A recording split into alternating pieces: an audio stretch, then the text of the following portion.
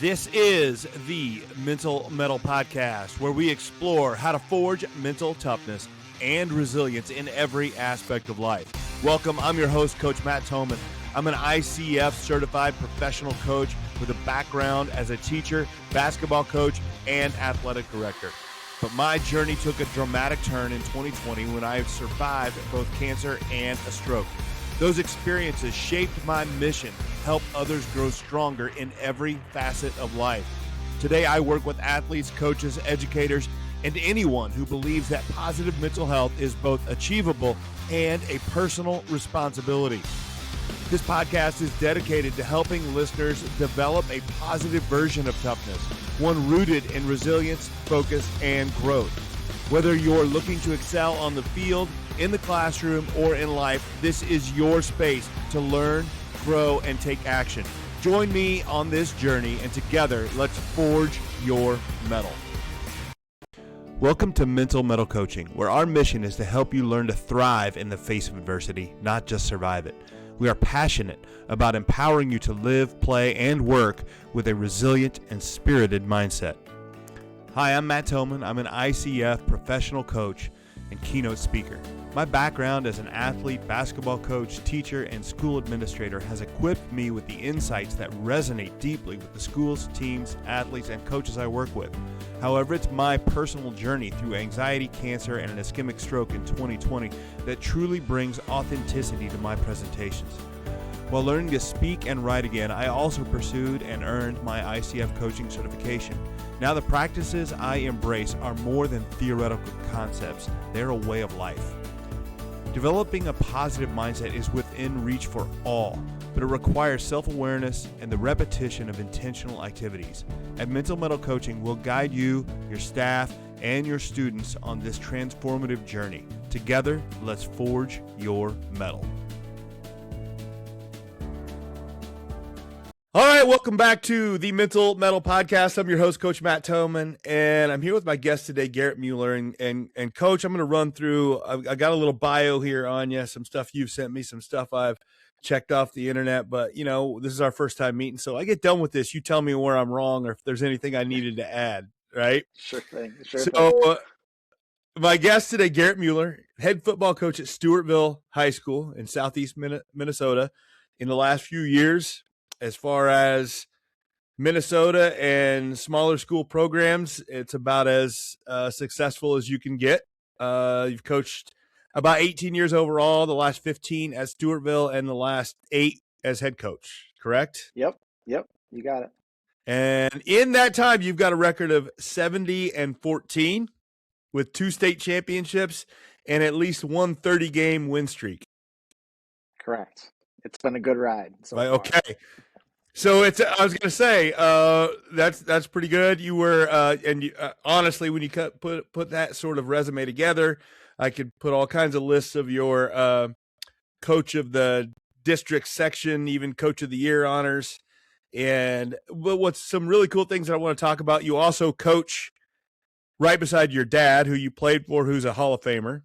That's a whole nother thing to talk about, which we may. Yeah, that'll be a good time. And then also I got your information from a guy that we've met and that a mutual connection is Tony Holler, and Tony was a great guest on my episode on my podcast and the Feed the Cats. And there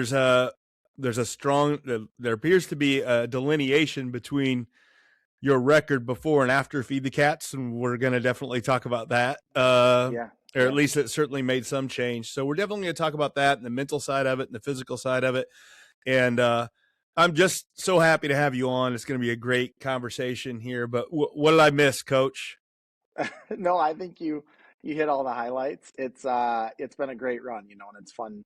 When you think back to, the last 15 years I've been here at Stewartville and the 8 years as a head coach, we've had a lot of success in our program, and just been very grateful for being able to be surrounded with a lot of great people, I think, is through that process. And you mentioned Tony, and as I have had enough years of doing this now, you can look back and I think us coaches in the kind of the Feed the Cats fraternity, we talk about connecting dots, and you look back to some of those important dots over time. And how they've helped you get to, where you're at now, and the success that you've had along the way. And so I've just been fortunate to have connected a lot of dots with a lot of great people, got a great coaching staff and a great community, and a bunch of great kids, to have had the opportunity to lead, over the last, 8 years as the head coach. And, we've had a lot of success along the way. And, um, but the experiences and the relationships and all that kind of stuff is, the things I'm probably the most proud of, above and beyond the wins and the state championships and stuff like that. But I think they certainly go hand in hand. And our process and our approach to how we go about, the way we do things in our program with a feed the cats emphasis, is probably one of the biggest reasons why we've had that success and had a great experience along the way. So there's always, I tell coaches, there's a lot of ways to skin a cat, right? And there are programs that win state championships doing it different than us. And that's fine. I'm not ever one to, bash another way a program does things. But I think if you can still go and win at a high level, while creating a great experience and benefiting or helping kids' mental health, like we'll kind of talk about today, I just think that's the best way to do it. And so it's been a great ride, and excited for our continued success here at Stewartville. Yeah, I don't think it's I don't know. If you're winning and having that success, but you're not also developing the mental health of your athletes, it's hard for me to get behind it, because that has happened, and that does happen some. Right, it does happen. It probably happens more often than the other side or the other way of doing it. I think maybe a little bit. I think a little bit less, maybe a little bit less than it used to. I think it was probably used to be more the norm, maybe, but it's less than it used to be. Trending that way, at least. So when we talk about connecting when we start connecting the dots, let's go back. Let's connect way back to the beginning dots. Like you're a coach now, but you played under your dad, who's a Hall of Famer. Like, when do you start realizing go ahead? I was going to say, so actually, I didn't get to play under my dad, which is kind of the unique part of, I guess, our story. And sorry to cut you off if you had another. No, I think that's even better. Like, I'll be honest with you. As I read the bio, I see that, and I guess I just made an assumption. Yeah, well, and most do, and that's fair too. You would think as you grow up, your dad's a head football coach, and you play and live in the town that he's coaching in. And it was kind of a unique situation. I'm from Western Wisconsin. Grew up in Menominee, which is one of the more successful programs in the history of state of Wisconsin with football. I think they have 5 or 6 state championships to their name now, and I was a part of winning one my senior year back in 2002. And learned a ton of great, lessons, and probably a big reason why I'm a coach now is because of the program I was in. And the head football coach, Joe Labuda, is one of the winningest football coaches in the history of Wisconsin high school football. Just a great person and a big influence on myself. But but my dad was also a head coach, and I didn't necessarily get to play for him. He coached in a smaller town about 45 minutes north of Menominee, in Durham, Wisconsin, for a majority of my life growing up. And so, as big of a component as football was for our family and my life growing up, we didn't necessarily have a shared football experience when I was growing up. And so on Saturday mornings, after a Friday night game, would be when him and I would kind of catch up on how the game went, for each of us on the night before, because he was coaching in one town and I was playing in another. So he only got to probably watch me play 3 or 4 or 5 games, varsity growing up, playoffs. If he, maybe his team lost, and we were still going, he got to come watch some of those games then, but the majority of the time he was coaching somewhere else. So that was always, it was hard, but he did a great job balancing, being a coach somewhere else and then still just being a great dad, and, helping kind of pass off, I think, a lot of the things that I do now as a coach, I learned from him. I think even this was, would have been through the 80s and 90s. I think a little bit of the way I go about, creating a good experience for kids, and making that a priority. He was doing that back then, and I think, and making, football a lot of fun for kids to play. And I don't know if I knew that as well at the time, but as I reflect back on, watching him coach or hearing stories about him coaching, I was a ball boy for him when I was growing up. So I was at games and Oh yeah. things like that. Like I think back on that, and I think he was doing that early on.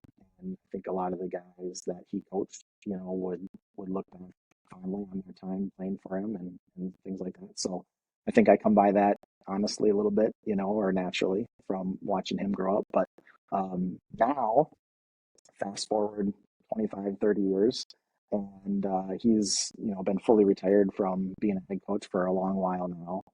But he's been helping out down here on my staff in Stewartville. So we get to have a shared football experience now together and get to coach together. I've been doing that for the last 12 years now. He came down and started helping out as an assistant when I was still an assistant. Stayed on since I've taken over as the head coach.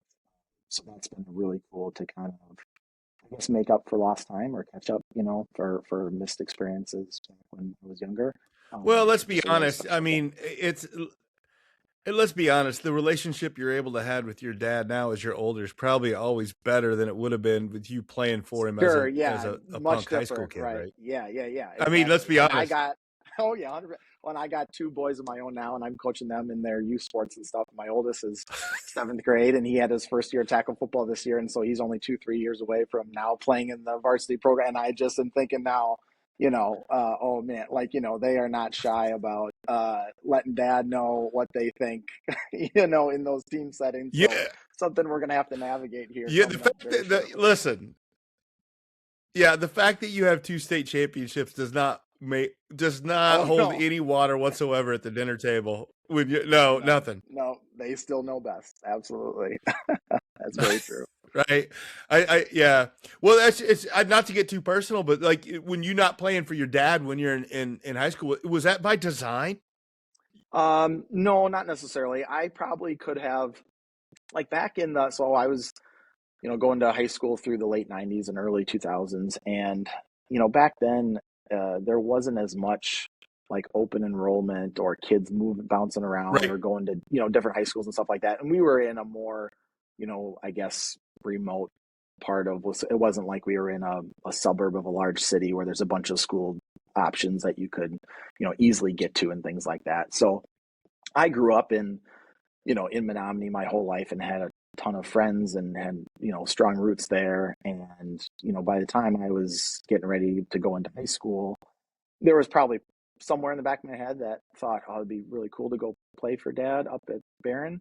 And it was a smaller school, so I probably would have had maybe some more opportunities early on to play at like a varsity level versus in the program I was at in Menominee. But Menominee had won 4 state championships through that Right. time growing up and had a strong history. And so I really wanted to, obviously play in that program with my buddies that I grew up with playing my whole life. So there was probably part of me that thought about it, but realistically, no, I was always probably going to be in Menominee and go to school and play football in the town I grew up in.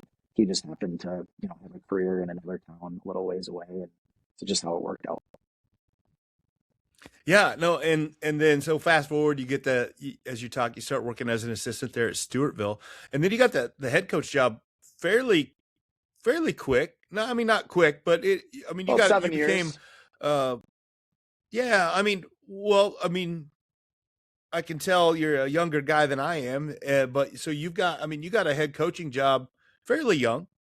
Yeah, yeah. So I was 33 when I got my first head coaching job. I had been an assistant for about 10 years, leading up to that point. But obviously, I'd seen my dad do it my whole life growing up.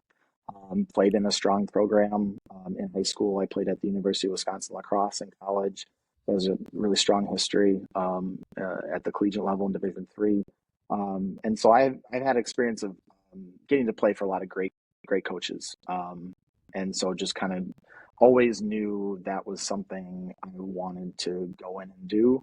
Always wanted to be around football, big passion of mine. And so, yeah, early on, I knew at some point I wanted to be a head coach, didn't know when, and had a good opportunity here, obviously in Stewartville, to be an assistant for a number of years. And we won a lot of games, conference championships, doing it a little bit of a different way, made 2 state semifinals as my time as an assistant. And so I had a strong history here in Stewartville before I took over as a head coach. But then, yeah, I got my opportunity there when I was 33, and it's I'm doing it different now than I used to, or than what I played growing up, to an extent. But yeah, I have found a lot of success, since I've That been is, head and coach. that is where I want to go next. Is the change in the way that you coach now versus the way you played and the way you used to coach, and then in that conversation, why the change? I mean, I think we can look and see the success with the change, but I'm trying to figure out if it was already a Yeah, fairly successful program, that you would be like, why, if it ain't broke, don't fix it kind of thing. And you right. go, and how much of a change it was, and just, I don't know, the resistance possibly that you had, and how it went. I always enjoy that part of the conversation, because I think that is, I mean, not everything I do is everything. I work with coaches about maybe looking at things in a different way and facing things in a different way. It's not all, feed the cats philosophy is a different way, but there's a lot of different ways that you can look at things and try things Mhm. differently. And I'm just curious, in that conversation, just your decision making and how that went about, and what you faced, because that is the hurdle that keeps a lot of coaches from making changes. Yeah. Yeah, 100%. I think, and you're right.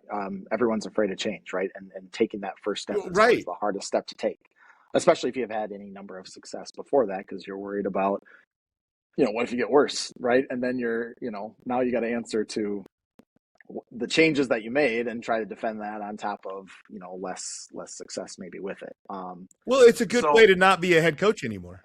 that's true. That's true, right? Yeah.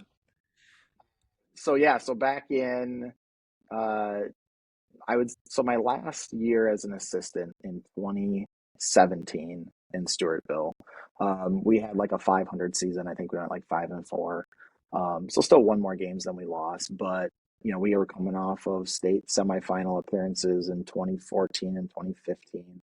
Had a good year in 2016, but then things started to like fall off a little bit, and it was hard to like pinpoint what it was exactly that led to that change. But as I look back now, or in the moment, it was hard to kind of pinpoint what it was. But as I look back, it was the things that we emphasize with our Feed the Cats approach now.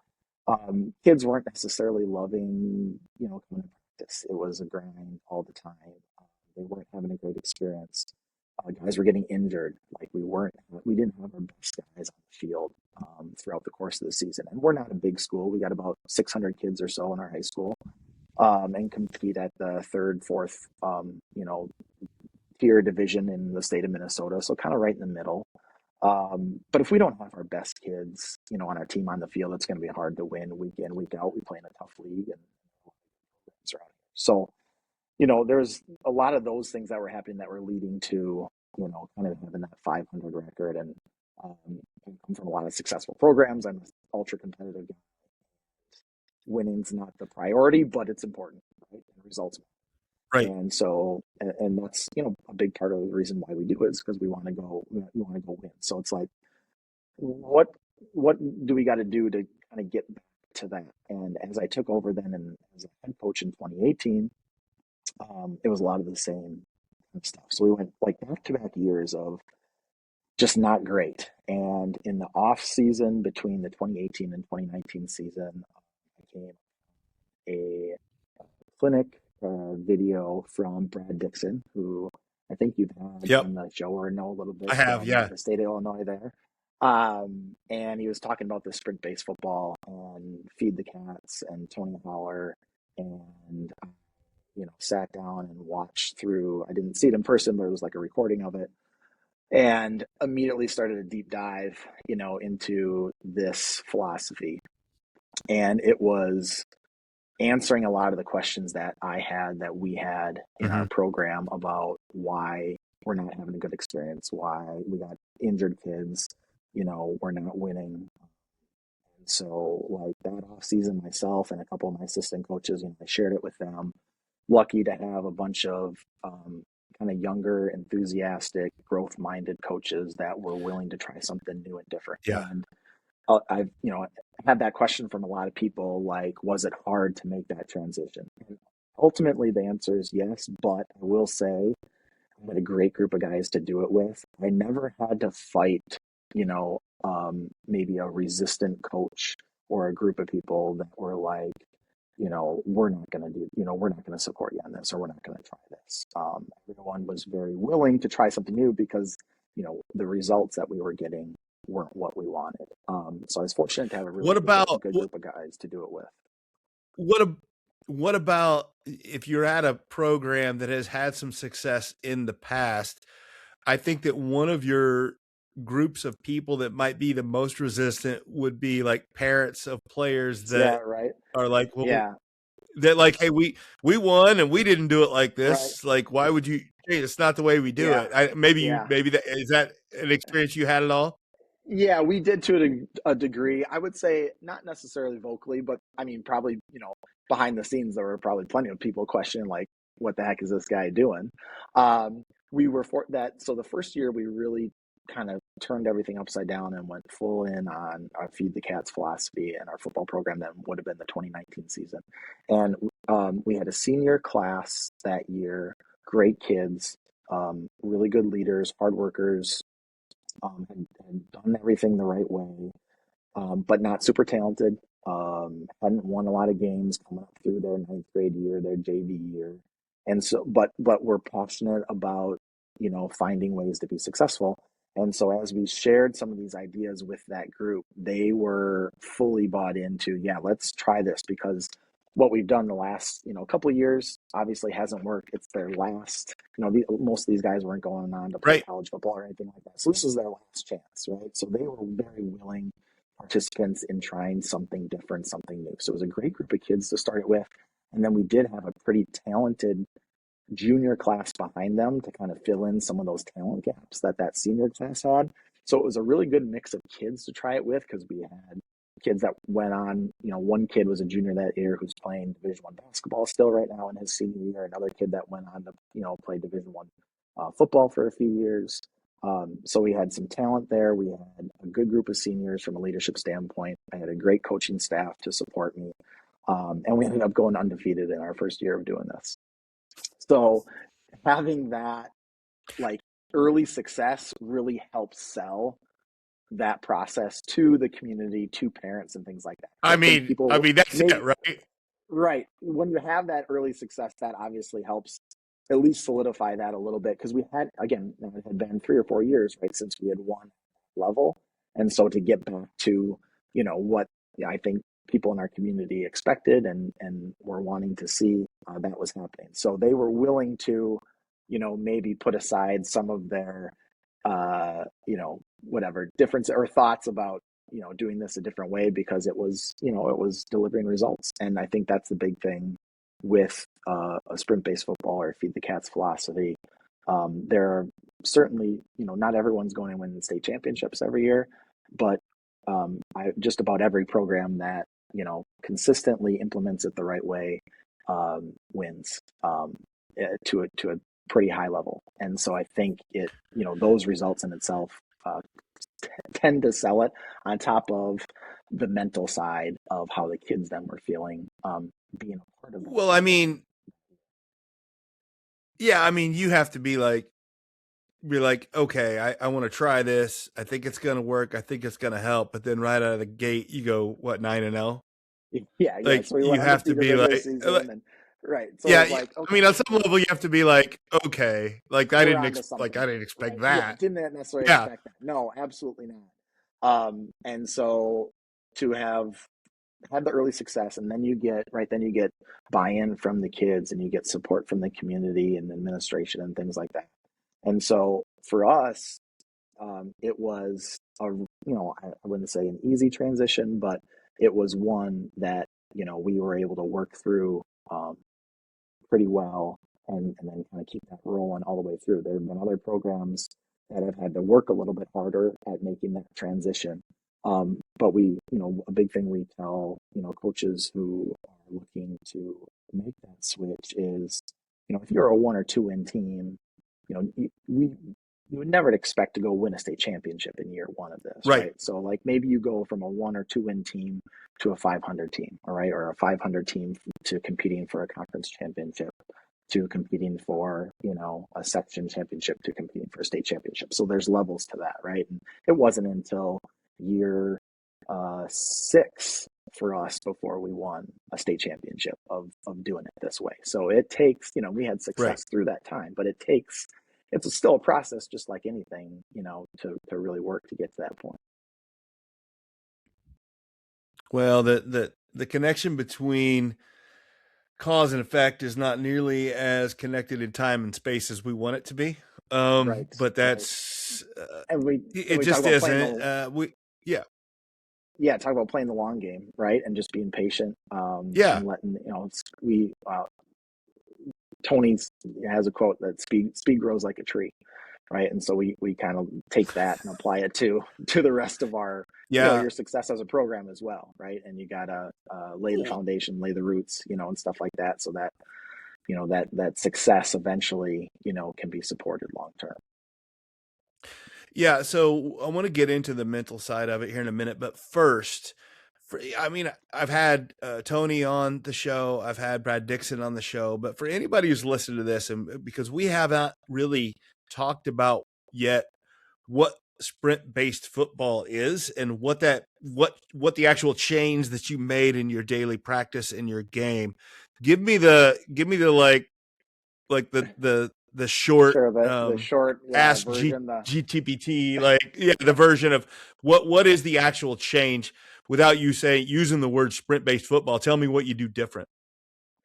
Well, number one, it's based on the foundation of rest, recovery, sleep, happy, healthy athletes, right? So like that's the foundation that we're trying to build with our kids.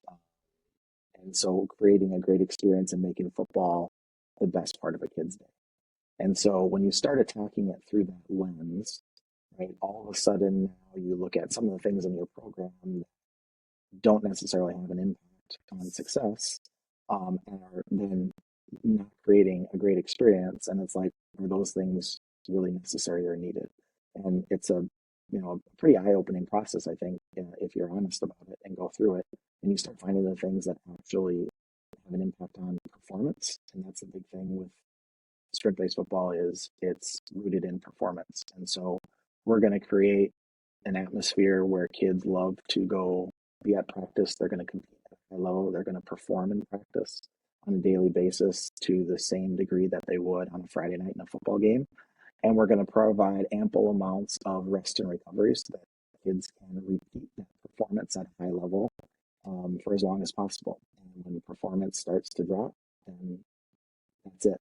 We're going to cut it for a day to make sure kids stay healthy, and they're prepared and fresh and fast on Friday on game day. And we we talk about conditioning is always the argument that people tend to make. And so we're going to let the sport train the sport.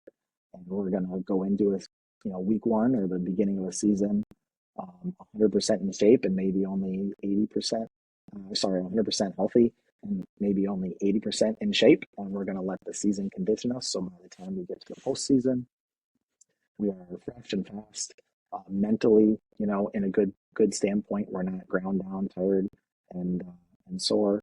And, we're going to be in our peak performance and in the postseason at the end of the year when it matters and when it counts, the most. And so we've just had a lot of success then, processing it that way, and kids feeling really good and enjoying playing football for Stewartville.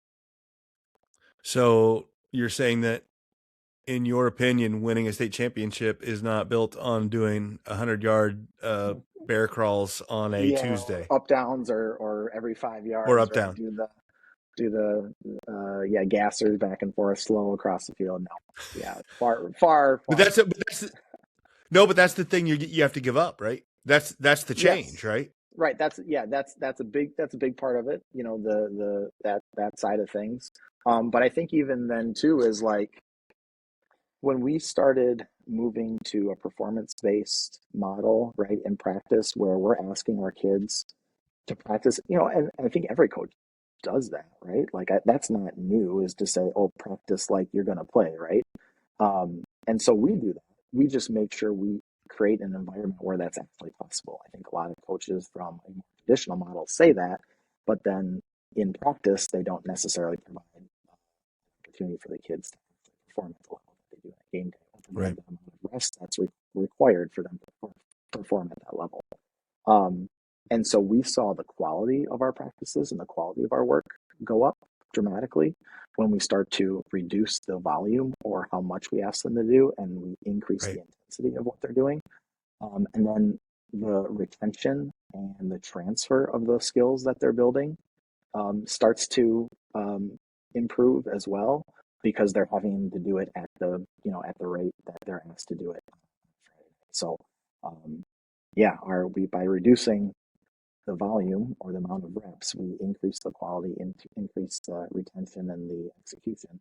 Um, and guys were able to go do it at the end of the week and we're healthy while doing Yeah, no, I mean, so much of it makes sense, right? it. It's Right. going against it's just going against conventional mantras. And Is right. And the old way, the intuitive way, right, is, and you'll hear, you've heard Tony talk at all about it, is the old school, and it was, what I grew up doing and believing too, is like, we're going to make practices so hard during the week that game day is going to feel easy. And that's intuitive, I guess, that makes sense when you say that.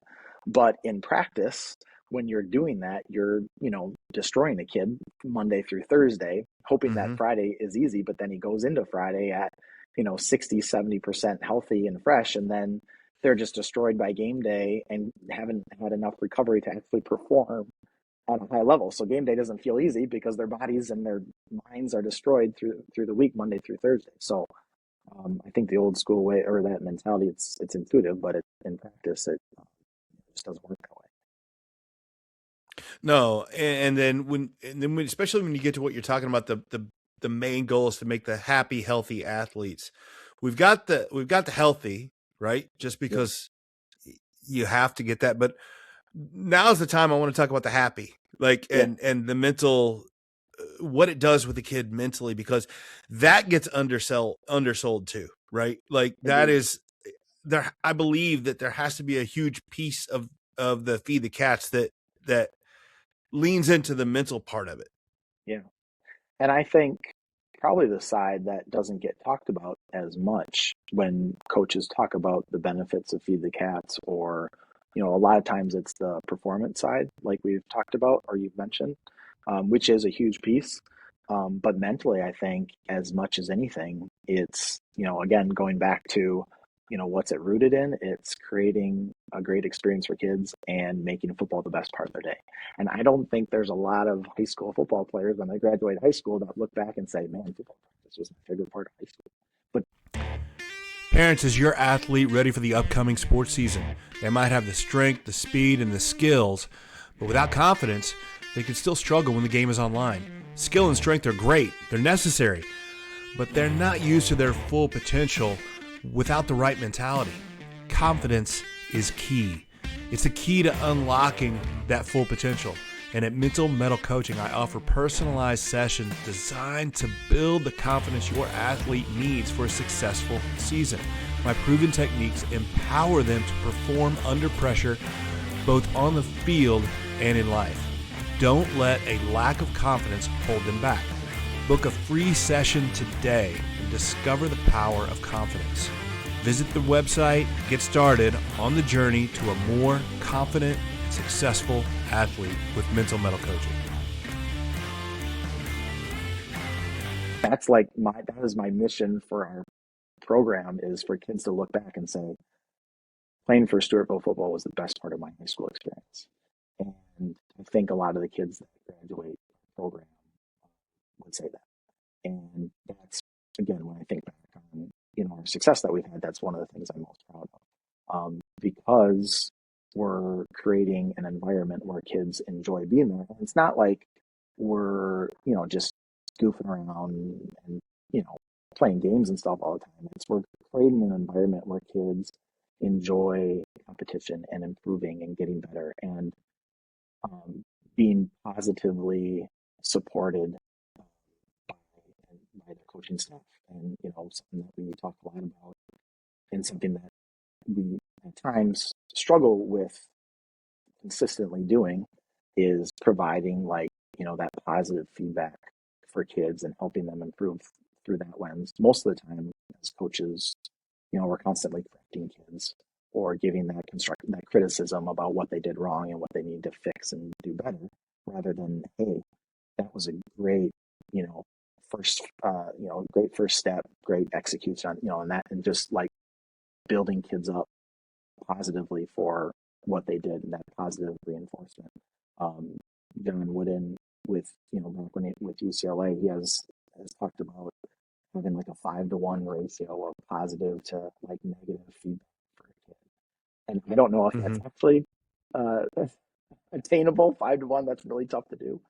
And he was maybe able to do that, but that's, something that we try to be in our program, or something I at least emphasize with all my assistant coaches is within your position groups, trying to outweigh the negative feedback with positive and having that positive relationship with kids, because they'll continue to do what you emphasize, right, and positively support them through their execution. Yeah, no, as you say that, there's a lot of the work from a psychologist, John Gottman, who talks about this stuff, and he did it with a lot of relationship stuff, and he touts that 5-to-1 and talks about, and he's somewhere in there in that 5-1, and saying if it's less than that, they'll really start to focus on the negative. But then it can't be 30-to-1 either, right? Because then it looks like toxic positivity, then where you think everything's fine, and it's not valuable, right? But anymore, right? Water. It's not valuable, right? Yeah, because the kids know when they mess up, when they make mistakes, when they fumble. Right. Like, yeah, absolutely. So you have to have that there. But I'm just curious, like I love your mindset around that, where we have to, because coaches do that. And I was talking with a coach. I was at a practice today with the team. I'm working on it, and I was just like talking to him about like the way we coach kids is intuitively negative, in the sense that we're trying to make them better, right? And you have to have that, right? That's the whole point of coaching. But we don't coach them up as much as we coach them down. Even when we think we are, it's not enough. And I'm just curious, was that a new decision with you with Feed the Cats, or is that something you've always been, or because those aren't necessarily right together, other than they fit in your idea of you need to make sure that this is the best part of a kid's day? Yeah. I think I always tried to bring that mentality to coaching, and a lot of the coaches that I had were that way. So, I think that was part of my experience growing up. So that was something that I internalized as a coach early on, but it wasn't as much of an emphasis or a focus on it. Like, as I think back, that was probably something that I valued, but it wasn't something that I was like explicit about, like really emphasizing in our program. And since we made that switch to a Feed the Cats philosophy, I think it became a much more at the forefront of our program and what we do, and just brought more awareness to it, I think, from our coaching staff, to try to do that on a daily basis with our kids. And and I'll be honest, like we aren't great at it every day. That we got our good days and our bad days, probably, right, as a coach, because you're bringing, just like kids are, right, you're bringing baggage to a practice from that day of work or at home and family and whatever it may be.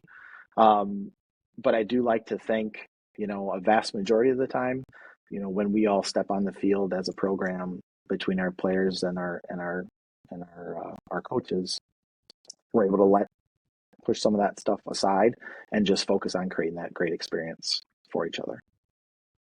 Well, yeah, because you have a true north for your program, and it's like, hey, we're going to make this be a great experience for our kids. So you can come into a day and you might have had a bad day at work, because it happens, right? But you will recognize when you're not doing, or at least at the end of the day, you were like, I did not do what I wanted to do, so I need to do better tomorrow. If you don't have that true north, if you don't have that, this is what we're trying to do, then you're going to slip in and out all the Yeah. time, or Right. just be really bad all the time. Right. Agreed. Yeah. Like you saying that having a true north, that's a great way to describe it, right? Because we have that centering philosophy for ourselves. And because it's something that we talk about and act on a regular basis, it's really easy to identify when we deviate from it. And like I said, we'll have those days, but then it's easy to like center ourselves and get back to, okay, yeah, I wasn't where I need to be today. Tomorrow I'm going to be better. We can make that fix. And we talk about that with our players then all the time too. Like they're going to, they're bringing stuff from school, from home, from girlfriend, boyfriend to, you name it, to that. And they're going to have a bad day too. But, how do we recenter ourselves and get back to, what those expectations are in our program? And it's not just our coaches creating a great experience for our players, but we talk a lot about it like in our preseason kind of culture development meetings. We take like 30 minutes every day through the first 2 weeks of practice, and we talk about how, from a leadership standpoint, what kind of experience are you creating for your teammates out on the field? Mm-hmm. Because if a kid, loses it and has a bad response to something that happens in practice, now all of a sudden that's something that your teammates have to deal with or handle with out at practice is now your negative attitude or whatever on terms of on top of their performance themselves. So that's a big thing we talk about for our players is trying to create a great experience for each other and being a great leader for each other at practice. And then that makes it so much easier. That positive, reinforcement just kind of feeds off of each other, and we get that positive um, together outside of practice. Well, yeah, and it's you're setting an expectation when you're doing those meetings. Like you will have expectations in your program because you win state championships and you win. So you have those expectations that are there, whether you say it or not. Your players and your parents and everybody's going to have that. But you're setting expectations on this is how we're going to act, this is how we're going to lead, this is how we're going to do, and that's why I think that's like doing that sort of that culture building and taking practice time away. Well, there's two things on that. One, I think everybody needs to do that because I think it's again, if you don't set up expectations on behavior and culture, then it's going to go wherever. But two, I think whenever you have the shorter performance-based practices, you have a little bit more time to do that sort of thing and be Sure. more intentional about what you're doing. There's just so many benefits to it. Yes. Yeah, 100%. Right. Because you can be outside like preseason. I think we get there are rules around how many hours you can be on the field and stuff like that. But like every other day, you could be on the field for 4 hours if you wanted to. And we're probably never on Right. the field during those first 2 weeks. We're never on the field more than 2.5 hours. And we usually have like we call it 2-minute drills in the middle of those practice where we'll take like 15 minutes and we'll have coaches take 2 minutes to connect with each individual in their position group early on in the season, talking about, hey, where are you at mentally with how things are going from an X's and O's standpoint, from a leadership standpoint, what questions do you have? What help do you need? So we're taking time out of practice to make those connections to help with the mental health of our guys, but then also make sure we're in a good point from a culture standpoint in the program early on in the season so we have good foundation as we go into week one. But we're able to do, like you said, those kinds of things because we're more efficient with our practice time. We get the work done that we need to in a shorter amount of time. And we can spend more time on really important, equally important things to help build the culture of your That's where I'm gonna disagree with you when you say equally important. It's probably more important. maybe more But we important. don't ever want to say that. Yeah, Right? right. It just is. It just because there's a lot of talented teams out there with a lot of good players, a lot of physical players, a lot of stuff that would all they need is a little Yeah, bit better culture. yeah, yeah. And No, when they don't get it goes down in a hurry. yeah, Um agreed. so I would say that, and I'm not a football coach. I've never put it all together, and I know a little bit about the sprint based philosophy, but it looks like to me you're going above and beyond the mental part and making sure you're having connections and working on that mental health a little bit more than it probably says in the sprint based handbook, if that's what it Yeah, were. if there, yeah, and I think the big thing with feed the cats and sprint based football, it's it's not, there's not, the recipe isn't the same from one program to the next. And I think that's the cool thing about it, as it starts to, spread a little bit and get more traction and gain, more and more programs are implementing it. There's tweaks and differences from one program to the next and how they implement some of those things. But, we say like the way, it's more of a way to cook. And so how you go Hmm. about your process and things like that, and having those guiding true north principles, right? Those baseline principles, but then kind of where you go from there is unique to your program. And it's really cool to connect with other coaches that, implement those guiding principles a little bit differently. And something that has always been really important to me as a coach, even before, our sprint-based football switch, was that culture piece. And so that's probably something that we have, done a good job of, I think, kind of intertwining those feed the cat principles in with, kind of the expectations and from a culture standpoint in our program, and making that a big emphasis in terms of what we do to lay a foundation and find success. Um, and so, but it does just, I think, um, fit very well with the, the whole mentality of making football the best part of a kid's day, Yeah. in with, culture being a priority in terms of being a successful program. And W- so it's built the right way. So in that, I always, things kind of changed, I think, in the landscape of high school athletics. You can kind of see a delineation before and after COVID, in the sense that, like, I think a lot of kids realize, oh, I don't have to play a sport, right? So i- I'm just curious, since then, running the way you run your program, what's it done with your numbers? Like, are you getting kids more coming out, less coming out, or is staying even? What do you see? Yeah, I would say more coming out for sure. We always had pretty strong numbers, I would say. Like I said, football's been something that's been important to the Stewartville community for a long while, going back 30, 40, 50 years, way before I was ever, here and a part of the program.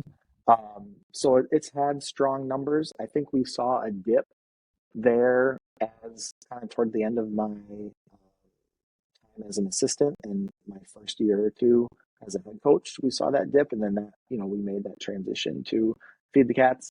COVID sucked for everyone, and it was tough. That was probably the hardest thing. One of the hardest things for me as a coach going through COVID was we had that great year in 2019, first year of doing Oh it, yeah. and felt like we had a ton of momentum then, right, going into Hmm. year two of it. And then COVID hits and shuts everything down from a performance standpoint, from a connection standpoint. Obviously, the mental health was one of the biggest, Yeah. things that were affected with our student athletes going through just not being together during that time. And so coming out of that in 2021, it was like, we, just doubling down on everything because we want to try to, the best we Right. can, try to pick up where we left off. And so I would say since 2021, it's been a slow build in terms of our numbers and our program. Right around 100 kids out for football, 9 through 12. So we average about 25 a class in a school with about 300 boys. So we got about a third of the, over That's 30% of the boys that's out pretty for good. football. It was really, really good, I think, when you look at, in terms of percentages based on the size of your school. Our middle school football program is, it's great because it's kind of like I essentially oversee our 7th through 12th grade program because we only have one middle school here in town. It's attached to our high school building. So we're very well vertically aligned in terms of our middle school staff and things like that. So we get about 80 7th and 8th graders out for football every year. And then, that just kind of feeds into our high school program. And we run that Feed the Cats philosophy all the way down through, day one when they enter our program as 7th graders until they leave, graduating as seniors. So kids are, fully into that experience right away. And I think that's been a big part of retention in terms of numbers and kids really enjoying what they do. And, um, we're not overly concerned about how many, football games we win as 7th, 8th, and 9th graders. Um, and so we just, again, kind of slow cook and build that experience for kids. Yeah. And then it's always like right between that 9th and 10th grade year, kids start to like fully start to mature a little bit from a performance Yeah. standpoint, and mentally then they kind of start to get a little bit more committed into something that they really enjoy and love to do. And so then it really just kind of takes off from there, and numbers have obviously been good. And in the sport of football, right, where numbers matter, you need a lot of kids, we're Yep. fortunate to really help performance on the field. Well, it's interesting you say that when you're talking about 7th and 8th grade and even 9th and 10th, right? Like, I think if you want to play the long game with sprint-based football, if you don't play it that way in 7th and 8th grade, you can get kids, I wouldn't say necessarily long-term injured, but you can definitely get kids that are burnt out by the time they'd even get to high school. 100%. And we used to have, and even like stretching down below 7th grade, like we have probably 90% of the kids in our community that only play flag football up until 7th and 8th grade. So we don't have like a youth tackle football program in Stewartville, and that's kind of by design on my part, to make sure that kids are like enjoying and just having fun. And so, because it used to be when I was first came to Stewartville, like there was a lot of tackle football at those young levels, 3rd and 4th grade, and all the way up through. And then we would, they'd get to 9th grade, and I was at the high school as a teacher and as a coach. And there'd be kids walking around the hallway. I'm like, why doesn't that kid play football? They're like, oh, yeah, he used to play. He played for 4 or 5 years and then got burned out and didn't like it or had bad experience. And we never got to coach him in high school when it actually matters and it counts. So that's been a big thing for our numbers, too, is kids aren't quitting football before they've actually had a chance to experience it the right way. Well, we could talk all day about the tackle football JFL and how that's not really that necessary at that level. Yeah. But I don't want to ruffle too many feathers. That's a whole nother podcast. I'm not a football guy and don't claim to know, but I know a lot about mentality and I know a lot about youth athletics, and it's just not right. Because you know what I mean. If I'd rather have a kid. If I was running a football program, a kid that has never even played before, but if you could get a foreign exchange student who shows up as a junior and is an athlete and has never done football, well, we can still make them a football player, right? Sure, the fact that they didn't play JFL tackle football, like, you know what I'm saying? Yeah, we can coach you up. Like, it's not an overly skilled sport, so like we can teach you to block and tackle and do the other things that you need to do at a high enough level to be successful. We just want you out. We can't do that with baseball and basketball. They're too skill. But football, we can do that, right? So you might as well, yeah. So, all right, Coach. So we're running out of time here, but last question I always ask is, what did I not ask you that I should have? You know more than I do. So what's the question I didn't ask that would have made me look really smart, but I didn't ask? Well, no.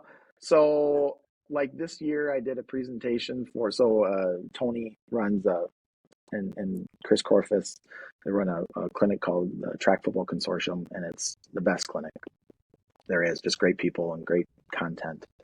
And so I've been fortunate to be asked to present at that the last few years. And, this past season, we only went 7-3 this year. And so struggled a little bit, in some moments against good football teams late in games and stuff like that. And so I did a presentation on like scars, like lesson learned, like what went wrong for us this year a little bit. And, I think something that we obviously talk a lot about the benefits of Feed the Cats. But it's like, what happens when some of those things break down? Like, what happens when football all of a sudden doesn't feel like it's the best part of a kid's day, or guys aren't performing at a high level, because we're accustomed to that happening on a regular basis. But like, how do you problem solve through it when it doesn't? And that was something we experienced a little bit more this year than we had in the past. And I think we let maybe past success and a focus on results outweigh some of those true north principles this year at times. We came into the season with a 28-game win streak and won our first 2 games and pushed it up to 30, and then lost at home in week 3 against a team that played for the state championship on the last play of the game. And then we went on to lose 2 more games on the last play of the game this year. Yeah. And so it's like, there was at times we pressed a little bit more than we maybe have as a coaching staff this year. And so a big kind of emphasis for myself as a head coach, and something we've talked about with our staff this year, is just making sure we get ourselves recentered a little bit as we move into next year, and keep that making football the best part of a kid's day at our forefront. And I think that our mental health, maybe as coaches, suffered a little bit this year because of that as well. And so making sure that we're better with some of those things going into next year, regardless of outcomes, and just making sure that it's we continue to deliver a great experience, and find ways to stay true to what we emphasize in our program. Well, and what I hear in there is something I talk to athletes and coaches all the time, is how often we let an uncontrollable factor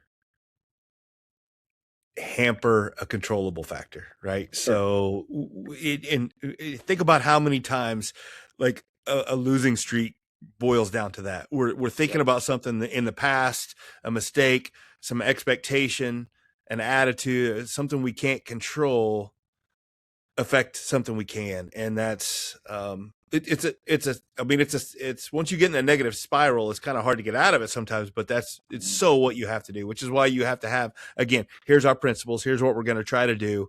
It may not always work, but this is what we're going to do. Right. But here's where, and that was something I think that did really, from a Feed the Cat standpoint, again, something that helped us get through the year still then is, like, it's been since COVID, we haven't had to come back on a Monday and have a team meeting after a loss.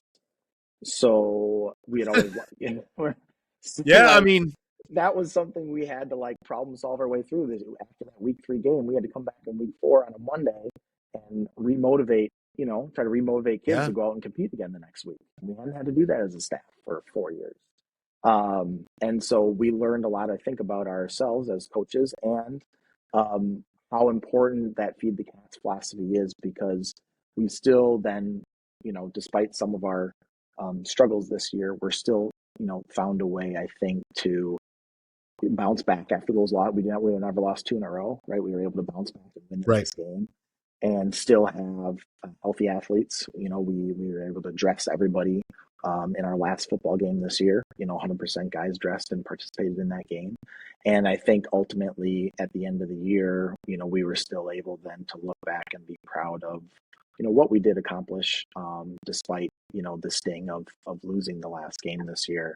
I think as a whole, our athletes were able to look back fondly on the year and say it was a really good experience overall. So, I think that's, it reinforced to us that the way we're doing it is still the best way to do it.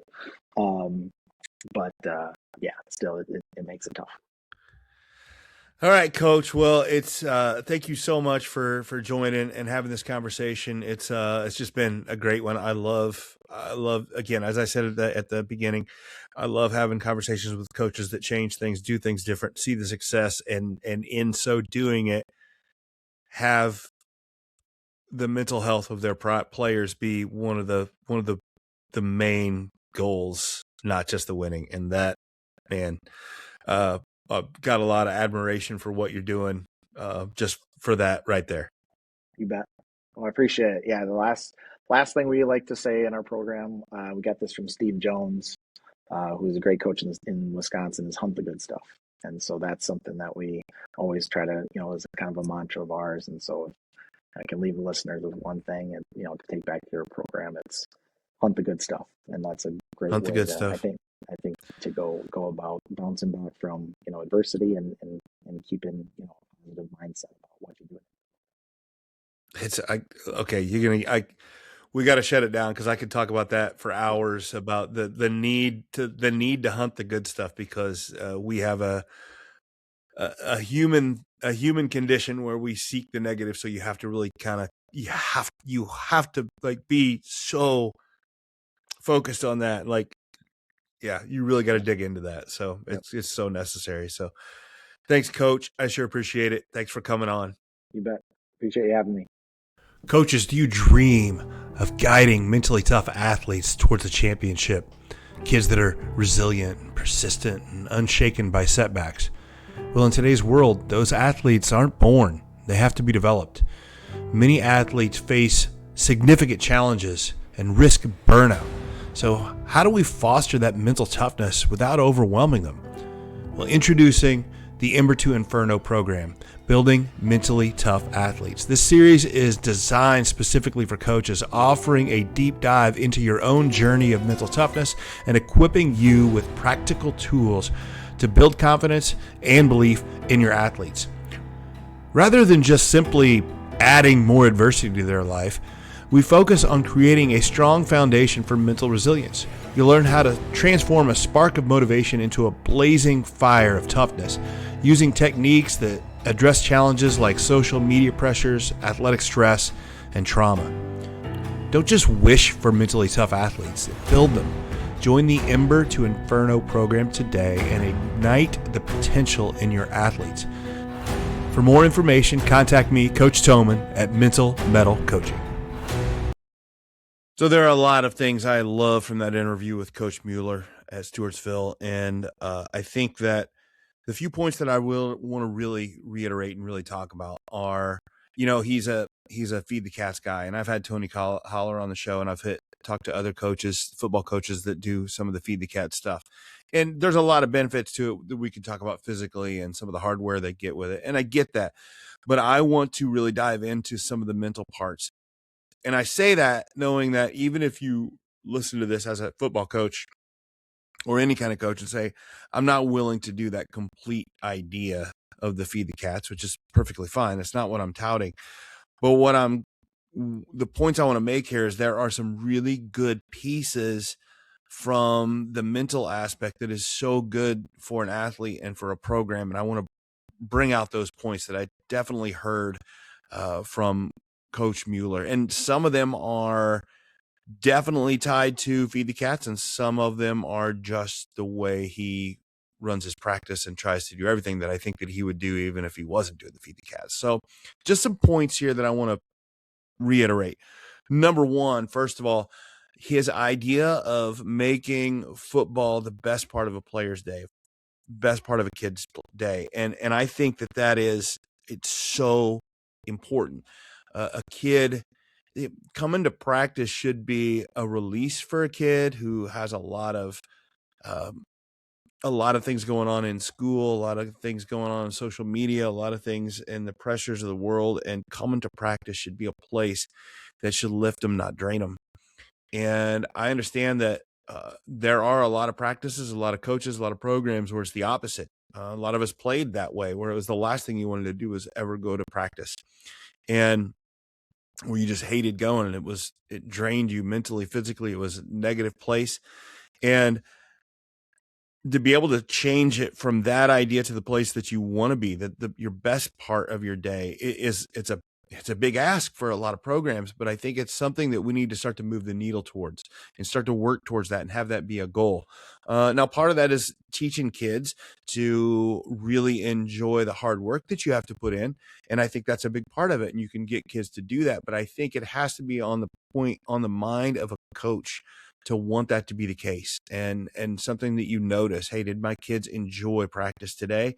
Or is practice starting to be a drag and they don't even like to be here and they're not engaged at all? Because it's just like any job. If you show up and you like being there, you're going to perform better and you're going to be more engaged and you're going to have better outcomes. It's not hard to figure out if kids are enjoying it and want to be there. They're going to be more engaged and be better. And that's something we should be working on as coaches.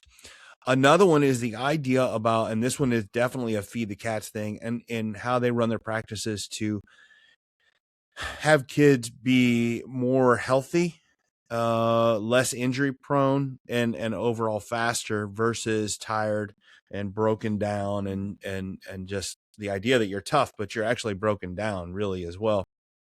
And I think I work with a lot of athletes, and I can tell you that nothing kills confidence more than an injury. And if you're running a practice in a way that facilitates a lot of injuries, you're asking for problem on the mental side as well, and hurting with confidence. I think that also if a kid is healthy and feeling really good and getting faster, I think that is a huge boost for confidence.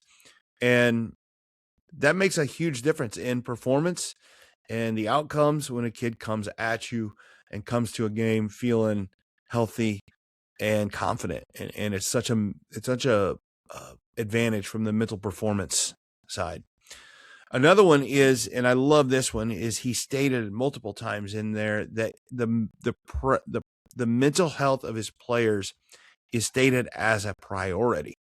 And it's not something that we hope this happens, or we look to see if this happens, or we tracking to see if this happens. No, he's saying the mental health of our kids is a priority, and kids are viewed as people first, athletes second, and making them more likely to stay in the sport, taking risks, growing, and enjoying it. And these are not, again, the mental health is not a side effect that we hope that we get. It's a priority, and that's something that he's seeking out first, and then letting the other stuff come later. And he's getting a lot of good outcomes thinking like that. And that's so good. The last one is that he said towards the end, it was kind of a throwaway, but it's fantastic. His idea, I love the phrase that he said, hunt the good stuff, and having that to be a daily habit. And it is extremely important. It's exactly what I say all the time about, I work with athletes all the time about, you should end every practice with you journaling about what went well, because our natural human reaction is to find the problems and finding what we did wrong. And if you don't combat that negative bias that we have, it can affect your relationships. It can affect how you see the world. It can affect your risk assessment, and you won't want to do anything. So you have to have, however you want to say it, you have to practice gratitude. You have to be positive. You have to hunt the good stuff. You have to write down good things every day after practice. It has to be something that is on your mind, something that you do on purpose. And it has to be, I think it should be part of a practice plan, where you sit together at the end of every practice and talk about what you did well, and point out things that teammates are doing well and coaches are doing well, and live and practice and play in that idea of finding out what's going well and then leaning into it, rather than, and I think this should go in field in film sessions as well.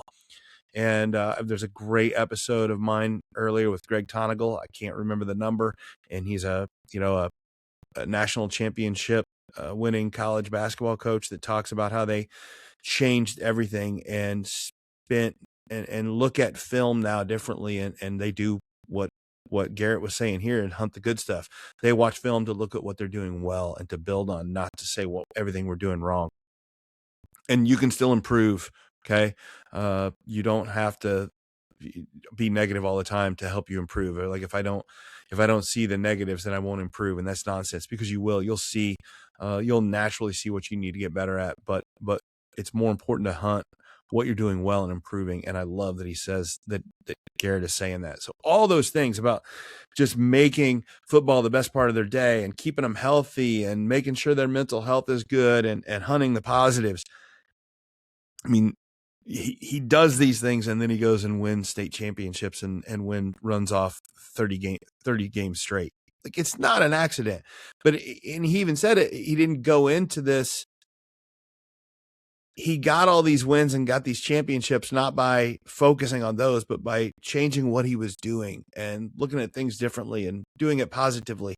And it is talking to guys like this that really invigorate me on what I'm doing, and knowing that this is not soft stuff, this positive psychology stuff, and making sure kids are mentally healthy. One, it should be something we're doing, and you should, you know what I mean? It should be a priority.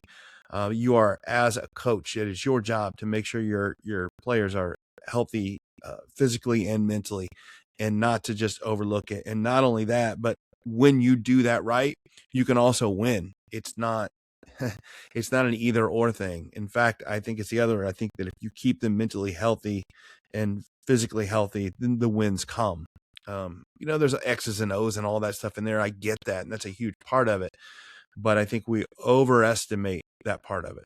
And having kids that are physically healthy, confident, enjoying what they're doing, and looking for positives, and it's a big part of wins, and I'm glad to see it. So so awesome to have Coach Mueller on the podcast.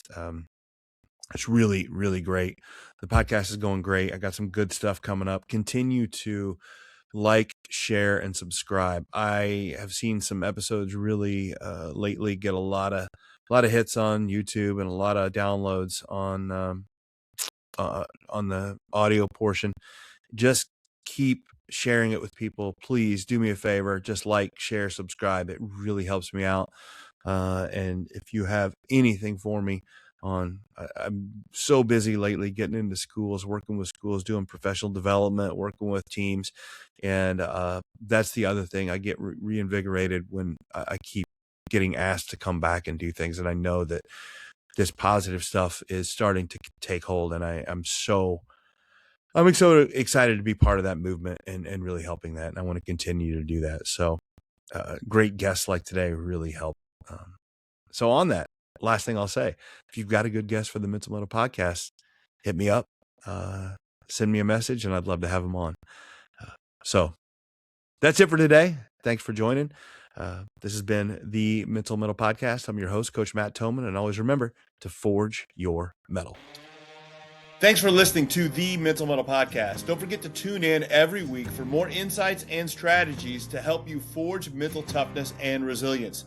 This podcast is brought to you by Mental Mettle Coaching, where we are driven by a passion for sharing knowledge and experience that empowers others to play, live, and grow with confidence. Our mission is to instill a resilient and spirited mindset in our clients, enabling them to confidently face adversity and actively seek new challenges for personal growth. At Mental Mettle Coaching, we offer individual coaching, group coaching, and professional development for schools and businesses. Whether you're an athlete, educator, or professional, we're here to help you unlock your potential and thrive in every area of life. Until next time, keep growing, stay resilient, and always remember to forge your mettle.